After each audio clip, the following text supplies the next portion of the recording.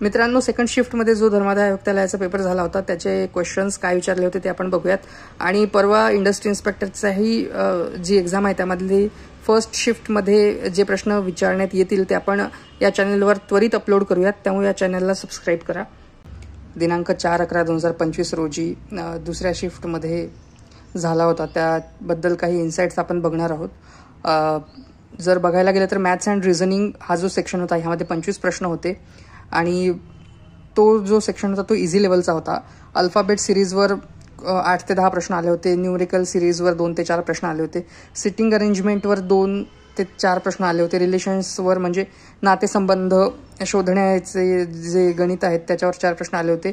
Simple calculations आले होते काही 4. मॅथ्स आणि रिझनिंग हा एकंदरीत फार सोपा सेक्शन ह्या पेपरमध्ये होता. जास्त काही हार्ड त्याच्यामध्ये नव्हतं. मराठीचा विचार करायला गेला तर मराठी देखील इझी होता, पण एवढाही इझी नव्हता जेवढा आपण त्याला समजतो. इझी टू मॉडरेट होता, कारण की 3-4 प्रश्न असे होते की जे कन्फ्युजिंग होते आणि त्याच्यावर आपल्याला चांगलाच विचार करायला लागत होता. पॅसेज आला होता मराठीमध्ये, त्यावर 4 प्रश्न होते. समानार्थी शब्दांवर 3 ते 4 प्रश्न होते. विरुद्धार्थी शब्दांवर 2 ते 3 प्रश्न होते. म्हणी होत्या 2. वाक्प्रचार होते 2. एक शरीर झडणे हा वाक्प्रचार आला होता आणि एक म्हण आली होती की पाटापुढे रांगोळी आणि ताटात माधुकरी याचा अर्थ काय.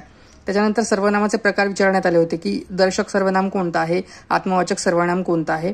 आणि वाक्य शुद्धीकरणावर 2 प्रश्न विचारले होते. एक वाक्य दिलं होतं आणि त्याचं शुद्धीकरण केलेलं रूप खालील ऑप्शनमधलं कुठलं आहे असं त्याच्यात विचारण्यात आलं होतं. कुठलाही मला समासावर प्रश्न दिसला नाही आणि कुठलाही मला प्रयोगावर प्रश्न दिसला नाही. पण जे काही म्हणी आल्या होत्या आणि काही वाक्प्रचार आणि काही विरुद्धार्थी शब्द थोडेफार कन्फ्युजिंग होते. त्याच्यामुळे मराठी मी म्हणेल की इझी टू मॉडरेट लेवलचा होता.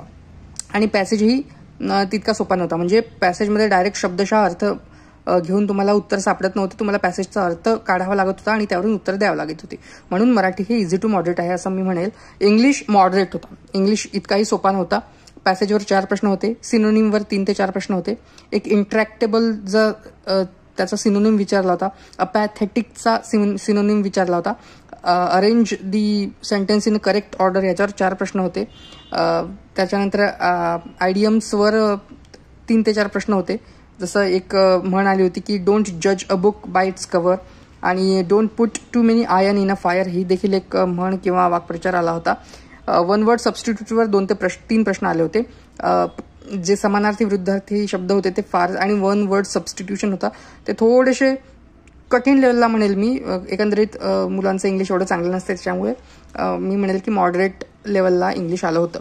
आता जर जीएसचं बोलायला गेलं तर सामान्य ज्ञान हे जे आहे हे मॉडरेट टू हार्ड लेवल चाललं होतं. इतकंही सोपं सामान्य ज्ञान आलं नव्हतं. त्याच्यामध्ये केमिस्ट्री, फिजिक्स अशा पद्धतीचे प्रश्न विचारले होते. त्याच्यामुळे ते मॉडरेट टू हार्ड होतं.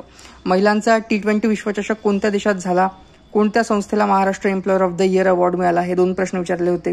त्यानंतर कोणते कंपाऊंड्स हे सुगंधी कंपाऊंड्स नाही आहेत असं विचारलं होतं आणि ऑप्शन दिले होते की बेन्झोइड कंपाऊंड्स, नॉन बेन्झोइड कंपाऊंड्स, अलिसिलिक कंपाऊंड्स आणि एक चौथं ऑप्शन होतं त्याच्यामध्ये आपल्याला निवडायचं होतं.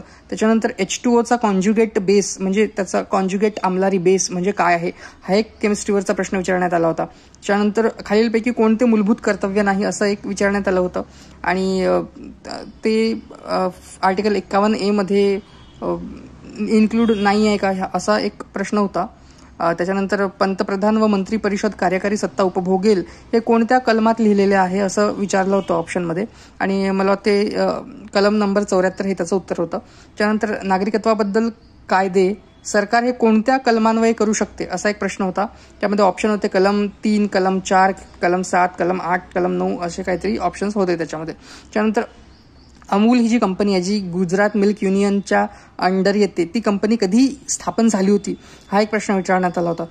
त्याच्यानंतर महाराष्ट्रातील 2024च्या आर्थिक पाहणीमध्ये विविध क्षेत्रांना खालीलपैकी उतरत्या क्रमाने ग्रोथ रेट ने ज्या ऑप्शनमध्ये दिलेला आहे योग्य उतरता क्रम विविध क्षेत्रांच्या ग्रोथ रेटचा ते ऑप्शन निवडायचं होतं आपल्याला.